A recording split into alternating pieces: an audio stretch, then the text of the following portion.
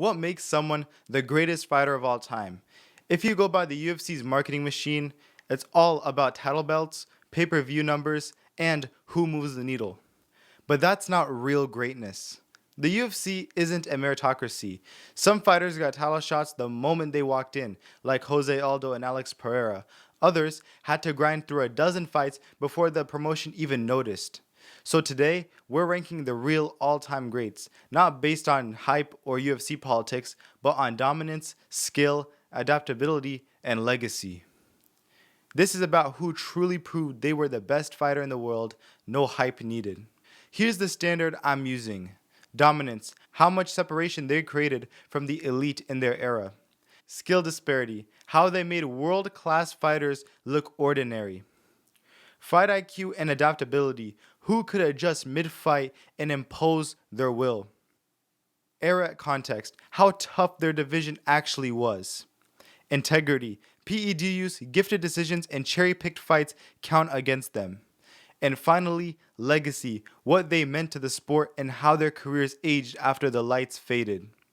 Before we jump into the top 10, let's start with a few honorable mentions, fighters who deserve respect even if they just missed the list. Stipe Miocic, the most accomplished UFC heavyweight ever. He defended the title more times than anyone in the division and beat legends like Cormier and Ngannou. But his reign came in waves, moments of brilliance followed by inconsistency. Jose Aldo ruled featherweight for years with technical precision and defensive genius. But the 13-second knockout by McGregor changed everything. Kamaru Usman, dominant wrestling, sharp jab, incredible fight IQ, but once injuries and age set in, the decline was steep. Charles Oliveira, dangerous everywhere, always exciting, but early losses and defensive lapses held him back from true GOAT status. Alex Pereira, incredible story, brutal power, and a fast rise to the top. But he still hasn't faced a pure wrestler who actually wrestled with him. If Hamzat moves up and that fight happens, we'll finally get that answer. Coming at number 10, Alexander Volkanovski. He is one of the most intelligent and adaptive fighters we've ever seen. A former rugby player who cut down from over 200 pounds, he turned that athletic base into a style built on control, precision, and strategy. He outsmarted Max Holloway across 3 fights, survived Brian Ortega's submission traps, and pushed himself through every kind of adversity. Volk's timing, balance, and mid-fight adjustments made him a nightmare for anyone at 145. But later in his career, things turned quickly. He was knocked out cold by Islam Makhachev with a head kick, then stopped by Ilia Topuria after coming back just months later, maybe too soon after that KO by Islam. Even so, at his peak, Volkanovski was nearly flawless, the perfect blend of power, endurance, and intelligence. A true champion in every sense. At number 9, Islam Makhachev. He is the modern evolution of the Dagestani system. He combines Khabib's suffocating pressure with smooth, technical striking and incredible composure. He's already beaten elite competition and now holds the record for the most successful lightweight title defenses in UFC history, surpassing his mentor Khabib. Islam's balance, timing, and patience make him one of the most complete fighters walking the planet today. He's still writing his legacy, but right now, it's hard to find a hole in his game. The only question left is longevity. How long can he stay this dominant? Because when it comes to skill and control, Islam looks built to reign for years. Number 8, Cain Velasquez. When Cain was healthy, he was a storm. He brought a lightweight's pace to the heavyweight division, relentless pressure, endless cardio, and violent ground and pound. He mauled Junior Dos Santos twice, crushed Antonio Silva, and dismantled Brock Lesnar to win the belt. His mix of wrestling, cardio, and aggression was unmatched in heavyweight history. But injuries robbed him of consistency, leaving fans wondering what could have been. When Cain was active, nobody matched his intensity or relentlessness. For a few short years, he was the perfect heavyweight prototype. Number 7, Demetrius Mighty Mouse Johnson. He is MMA's most technically perfect fighter. He could transition between striking, grappling, and scrambling like it was one fluid motion.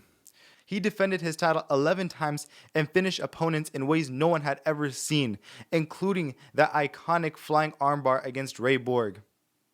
His creativity and awareness were off the charts. But flyweight was never glamorous to the UFC. They literally traded him for Ben Askren, one of the wildest moves in MMA history. Still, those who understand the sport know DJ's fight IQ and skill set were generations ahead. He was a martial artist in every sense of the word. Number 6, Daniel Cormier. He is the definition of a professional, an Olympian, a 2-division UFC champion, and one of the classiest fighters ever. He beat Stipe Miocic, Anthony Rumble Johnson, Anderson Silva, and many others. His wrestling, clinch control, and ability to dictate pace made him elite across 2 divisions. He did lose to Jon Jones twice, one of them by knockout, but both during the height of Jones' PED controversies. And when he faced Stipe in their trilogy, DC was already past 40, well beyond his prime. Number 5, Anderson Silva. He wasn't just a fighter, he was an artist. Between 2006 and 2012, he made elite opponents look like they didn't belong in the same cage. His timing, confidence, and creativity were breathtaking.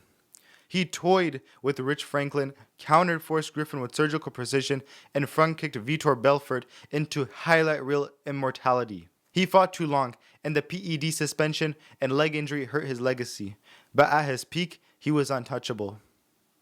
He inspired a generation of strikers to be calm, composed, and precise. Even in defeat, he carried himself with the aura of a legend. Number 4, Fedor. He ruled Pride FC during its golden era, and that heavyweight division was absolutely stacked. He beat legends like Nogueira, Crow Cop, Mark Coleman, and Tim Silva.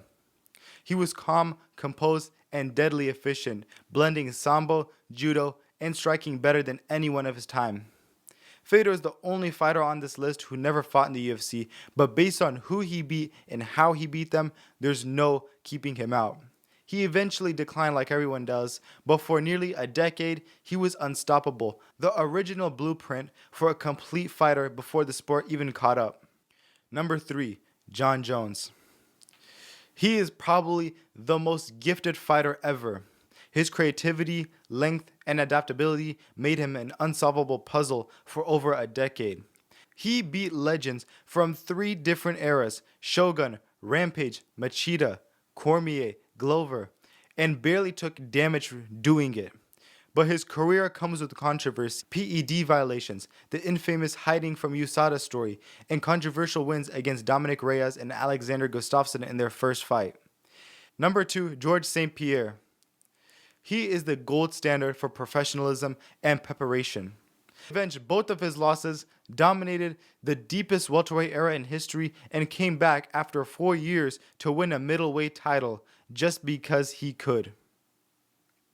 GSP turned every fight into a chess match, breaking opponents mentally before breaking them physically. He fought smart, fought clean, and represented the sport with class. There were serious talks of a dream fight between GSP and Khabib. Had that ever happened and GSP won, he might have taken that number 1 spot on this list. Even without it, he remains one of the most complete and respected champions the sport has ever seen. And at number 1, Khabib Nurmagomedov. 29 fights, 29 wins, never dropped, never cut, barely even hit. Every opponent knew what was coming and still couldn't stop it. He beat elite strikers like Conor McGregor, Dustin Poirier, and Justin Gaethje with absolute control. And during his reign, the lightweight division wasn't just good, it was the best and deepest in the UFC. Khabib stood on top of it all, untouchable. Against Michael Johnson, he trapped him on the ground, talked to him mid-fight, and calmly said, "You must give up. I have to fight for the title." It was dominance mixed with mercy, something you almost never see at this level. Then, against Justin Gaethje, he refused to finish with an armbar because Gaethje's parents were sitting cage side.